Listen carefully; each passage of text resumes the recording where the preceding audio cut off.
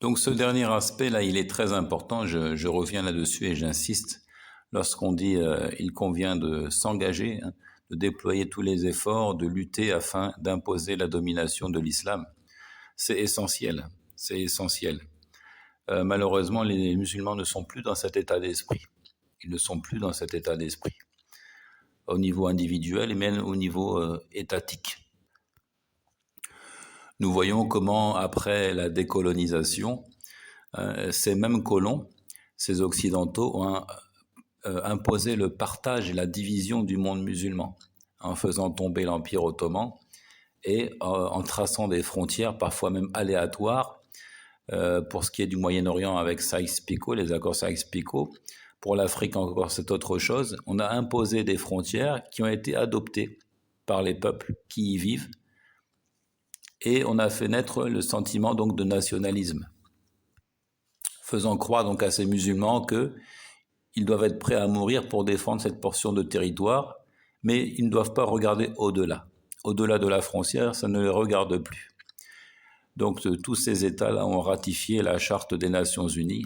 Ils ont adopté, même de manière implicite, l'abandon de la guerre offensive, parce qu'ils ont adopté des principes contraires finalement à ceux de l'islam, comme le droit des peuples à disposer d'eux-mêmes, de telle sorte que si un gouvernement impose à sa population ou le fait même avec l'accord même de sa population, adopte une autre religion que l'islam, ou bien prêche l'athéisme, alors nous n'avons pas à nous ingérer dans leurs affaires.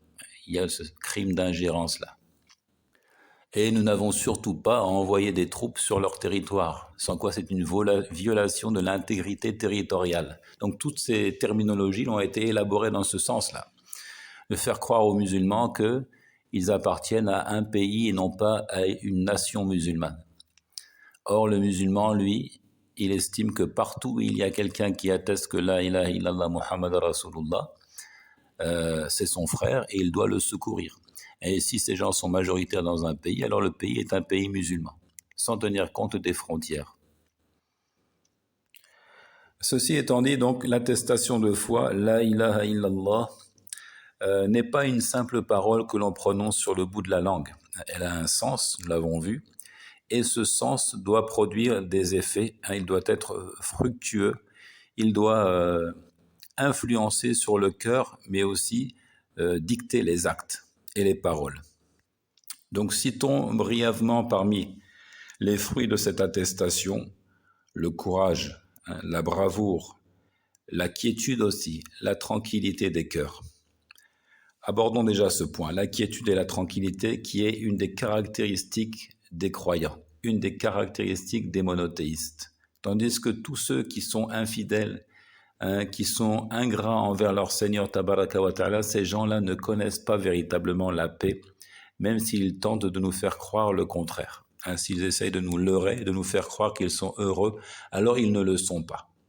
Nous lisons dans le récit de Abraham qu'il dit « Inni wajjahtu wajhiya lillazi fatara as-samawati wal arda hanifa wa ma ana minal mushrikun » وحاجه قومه قال تحاجني في الله وقد هدان ولا أخاف ما تشركون به إلا أن يشاء ربي شيئا وسع ربي كل شيء علما أفلا تتذكرون. Il dit, je tourne mon visage exclusivement vers celui qui a créé les cieux et la terre, c'est-à-dire à partir du néant. Et je ne suis point de ceux qui lui donnent des associés. Son peuple disputa avec lui, mais il dit, « Allez-vous disputer avec moi au sujet d'Allah alors qu'il m'a guidé ? Je n'ai pas peur des associés que vous lui donnez. Je ne crains que ce que veut mon Seigneur embrasse tout dans sa science. Ne vous rappelez-vous donc pas ?» Donc ici, clairement, il y a l'expression de la bravoure, du courage qui caractérise le monothéiste. « Je n'ai pas peur de ce que vous associez à Allah. Je ne crains que ce que veut mon Seigneur, nous dit Abraham. Puis il ajoute وَكَيْفَ أَخَافُ مَا أَشْرَكْتُمْ وَلَا تَخَافُونَ أَنَّكُمْ أَشْرَكْتُمْ بِاللَّهِ مَا لَمْ يُنَزِّلْ بِهِ عَلَيْكُمْ سُلْطَانًا فأي الفريقين أحق بالأمن إن كنتم تعلمون. Et comment aurais-je peur des associés que vous lui donnez, alors que vous n'avez pas eu peur d'associer à Allah des choses pour lesquelles il n'a révélé aucune preuve, pour lesquelles il n'a fait descendre aucune preuve. Lequel donc des deux parties a le plus droit à la sécurité? Dites-le si vous savez. C'est évidemment le monothéiste qui a droit à la sécurité, lui qui s'est réfugié auprès du Seigneur des mondes. Et ceux qui n'en font rien et qui donnent des associés à Allah, qui lui désignent des émules, alors ceux-là doivent trembler. Ceux-là doivent être dans la peur. Puis il dit Alladhina amanu wa lam yalbisu imanahum bizulm ulaika lahumul amnu wa hum muhtadun. Ceux qui ont cru et n'ont point troublé la pureté de leur foi par quelque inéquité, c'est-à-dire par quelque acte d'idolâtrie. Ceux-là ont la sécurité et ce sont eux les bien guidés. Donc le monothéiste est de tous le plus en droit à la sécurité et aussi à la quiétude, à la tranquillité des cœurs. Et il ne connaît pas la peur. La peur, c'est donc une des caractéristiques des idolâtres. C'est Allah qui met cette frayeur, cette peur dans leur cœur en échange de ce qu'ils ont fait d'inéquité, d'injustice, et la plus grande d'entre elles est évidemment de lui avoir désigné des associés. Dans ce sens, le Très-Haut nous dit سنلقي في قلوب الذين كفروا الرعب بما أشركوا بالله ما لم ينزل به سلطانا ومأواهم النار وبئس مثوى الظالمين. Verset 151 de la sourate 3.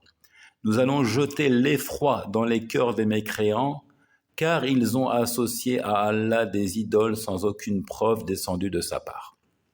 Voilà. Nous allons jeter l'effroi dans leur cœur. Pourquoi? Parce qu'ils ont associé à Allah. Le feu sera leur refuge, quel mauvais séjour que celui des injustes. Ensuite, il y a deux versets très intéressants qui sont dans la sourate Az-Zumar.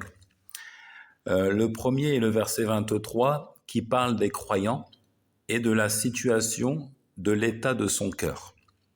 Le Très-Haut nous dit ici Allahu nazzala ahsana al-hadith kitaban mutashabihan mathaniya taqsha'irru minhu juludul ladhina yakhshawna rabbahum thumma talinu juluduhum wa qulubuhum ila dhikrillah dhalika hudallahi yahdi bihi man yasha. Allah a fait descendre le plus beau des récits, un livre dont certains versets se ressemblent et se répètent. Les peaux de ceux qui redoutent leur Seigneur frissonnent à l'entendre. Puis leur peau et leur cœur s'apaisent au rappel d'Allah. Voilà le livre, guide d'Allah par lequel il guide qui il veut. Mais quiconque Allah a égaré n'a point de guide. Donc voici l'état qui caractérise le croyant. Il frissonne à entendre la parole de son Seigneur, mais au rappel d'Allah, son cœur s'apaise et se tranquillise. Et nous voyons juste un peu plus loin, au verset 45, qu'il aborde le cas des infidèles et de ce qui se passe à l'intérieur de leur cœur. Nous voyons que c'est tout le contraire de ce qui caractérisait les croyants.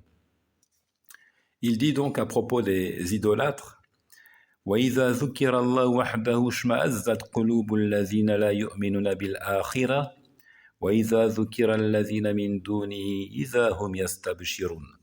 Et quand Allah est mentionné seul, sans associé, les cœurs de ceux qui ne croient pas en l'au-delà se crispent, et quand on mentionne ceux qui sont en dehors de lui, voilà qu'ils se réjouissent. Ils ne tirent réjouissance et bonheur que du rappel de leurs idoles. Mais c'est un bonheur tout à fait éphémère et tout à fait superflu et tout à fait chimérique. Ce n'est pas un véritable bonheur. Par contre, quand on leur mentionne Allah seul, alors leur cœur se crispe et comme nous l'avons dit plus haut, ils sont pris de terreur et d'effroi. En d'autres termes donc, les infidèles qui donnent des associés à Allah ne peuvent pas connaître la paix, la quiétude. Ils ne sont jamais tranquilles, alors que la caractéristique majeure des croyants, c'est cette quiétude, cette tranquillité qui les habite, et qu'ils doivent donc au respect de l'unicité d'Allah.